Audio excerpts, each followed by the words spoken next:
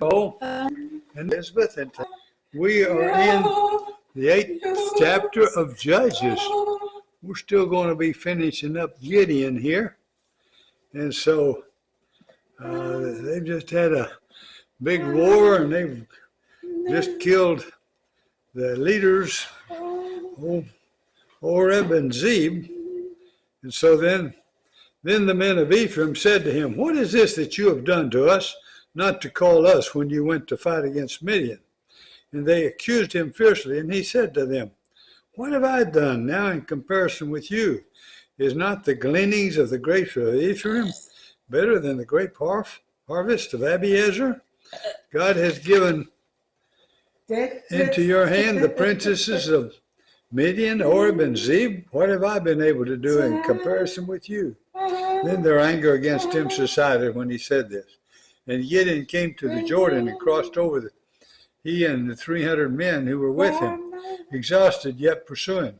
So he said to the men of Succoth, "Please give loaves of bread to the people who follow me, for they are exhausted, and I am pursuing Zebah and Zalmunna, the kings of Midian." And the officials of Succoth said, "Are the hands of Zebah and Zalmunna already in your hand, that we should give you bread to your army?" They're going to regret their refusal. So Gideon said, "Well then, when the Lord has given Zebah and Zalmunna into my hand, I will flell your flesh with the thorns of the wilderness and with briars." And from there he went to Penuel and spoke to them in the same way. And the men of Penuel answered him as the same as the men of Succoth. And he answered and said to the men of Penuel, "When I come again in peace, I will break down this tower." Now Zebah and Zalmunna were in Kedor with their army, about 15,000 men, all who were left of the army of the people of the east, for there had fallen about 120,000 men who drew the sword. And Gideon went up by the way of the tent dwellers east of Nobah.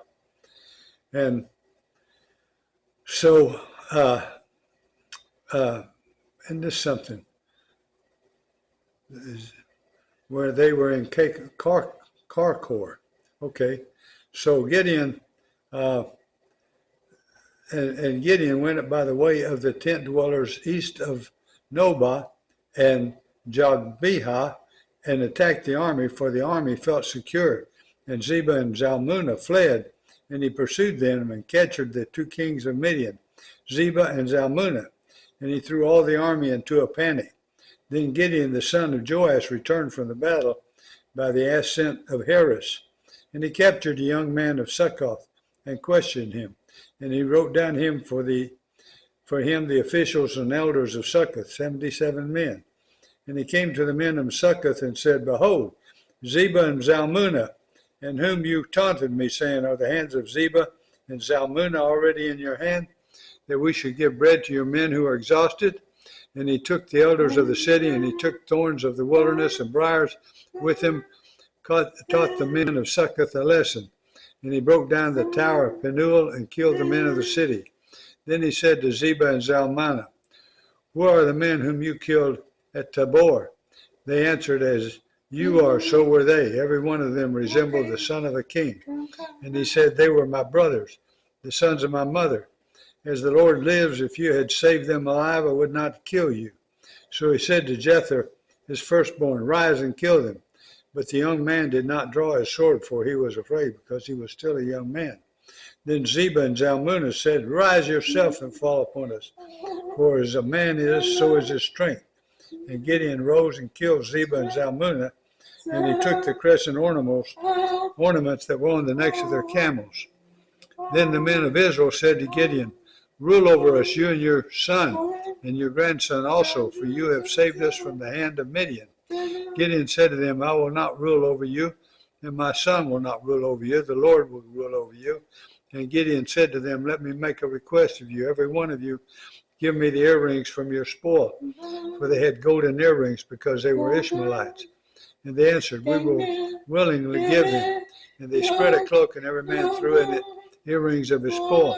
And the weight of the golden earrings that he requested was 1,700 shekels of gold, beside the crescent ornaments and the pendants and the purple ornaments worn by the kings of Midian, and besides the collars that were around the necks of their camels. And Gideon made an ephod of it and put it in his city in Ophrah, and all Israel poured after it there, and let it become a snare to Gideon and to his family. So Midian was subdued before the people of Israel, and they raised their head no more, and the land had rest 40 years in the days of Gideon. You know, it's too bad that ephod turned into be some kind of an idol. Zerubbabel, the son of Joash, went and lived in his own house. Now Gideon had 70 sons, his own offspring, for he had many wives. And his concubine, who was in Shechem, also bore him a son, and he called his name Abimelech.